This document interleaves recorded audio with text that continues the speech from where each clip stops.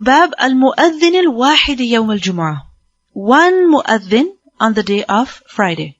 Meaning one person to give the adhan. And obviously if there's one person giving the adhan, then how many adhans? One. Right? So Imam Bukhari is basically clarifying the previous hadith over here that it is not necessary to have multiple adhans. Only one adhan. One mu'adhin, one adhan. And there will be more when there is need. Like there was a need at the time of Uthman radiallahu anhu. حدثنا أبو نعيم قال حدثنا عبد العزيز بن أبي سلمة الماجشون عن الزهري عن السائب بن يزيد أن الذي زاد التأذين الثالث. He said that the one who زاد التأذين, who increased the ta'dhin. Ta'dhin meaning to make the adhan, to make the call. الثالث, the third one.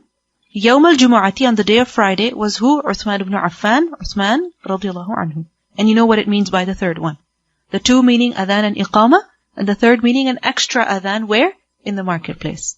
So who started this? Uthman radiallahu anhu. Why? What was the reason? حين, at the time when كثر أهل المدينة.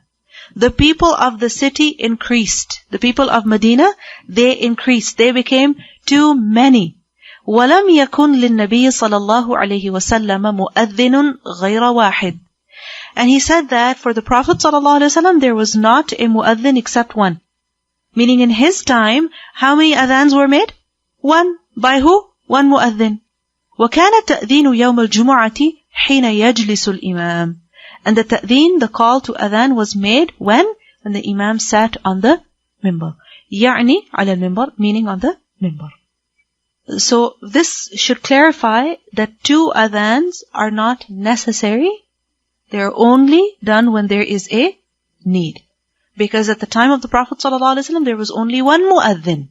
One mu'adhin meaning one call was made. Okay? One mu'adhin doesn't mean only one person was allowed to give the adhan. You understand? It doesn't mean only one person was allowed to give the adhan.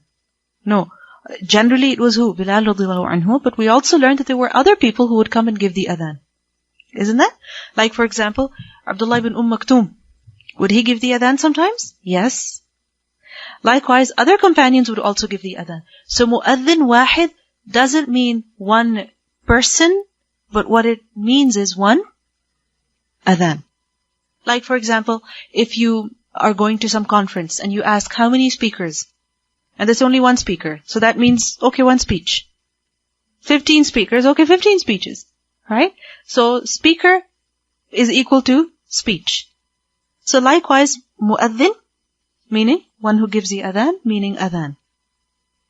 باب يؤذن الإمام على المنبر إذا سمع النداء. In other versions, it is, what do you have? Yujibu. So,